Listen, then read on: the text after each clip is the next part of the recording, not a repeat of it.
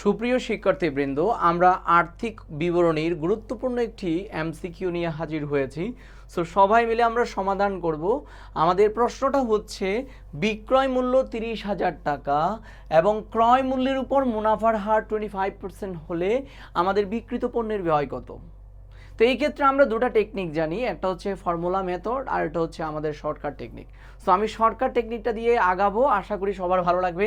কিসের উপর লাভ বলেছে ভাইয়া? ক্রয় মূল্যের উপর লাভ, কিন্তু আমাকে প্রশ্ন দেওয়া আছে হচ্ছে বিক্রয় মূল্য।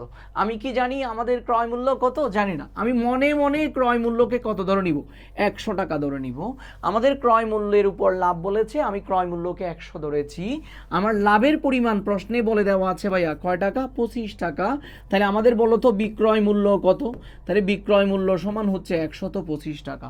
ভাইয়া ক্রয় মূল্য আছে 100 টাকা, লাভের পরিমাণ 25 টাকা, তাহলে বিক্রয় মূল্য হচ্ছে 125। এটা আমরা সবাই জানি, বেসিক কনসেপ্ট। ক্রয়ের সাথে লাভ যোগ করলে বিক্রয় মূল্য পাওয়া যায়। তাহলে ভাইয়া এই তিনটে ইনফরমেশনের মধ্যে আমাকে একটা ইনফরমেশন দেওয়া আছে, সেটা হলো কি? বিক্রয় মূল্য।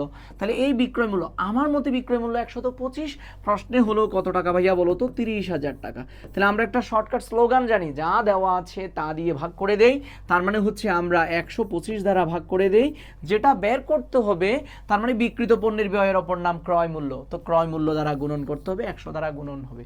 আমরা যদি এখন এটাকে কাটাকাটি করি, 25 দিয়ে কাটলে 4 বার, 25 দিয়ে কাটলে আমরা পাই 5 বার। আমি যদি এখন 5 দিয়ে এটাকে কাটি, তাহলে কত হয় বলো তো? 6 বার। তাহলে 6,000। তাহলে আলটিমেট অ্যান্সারটা হচ্ছে 4 6 24,000 টাকা। আশা করি সবাই বুঝেছেন। এরকম মজার মজার ভিডিও পেতে চোখ রাখুন আমাদের আইডিয়া বিশ্ববিদ্যালয় ভর্তি কোচিং পেয়েছে আর আমাদের ইউটিউব চ্যানেলে। ধন্যবাদ।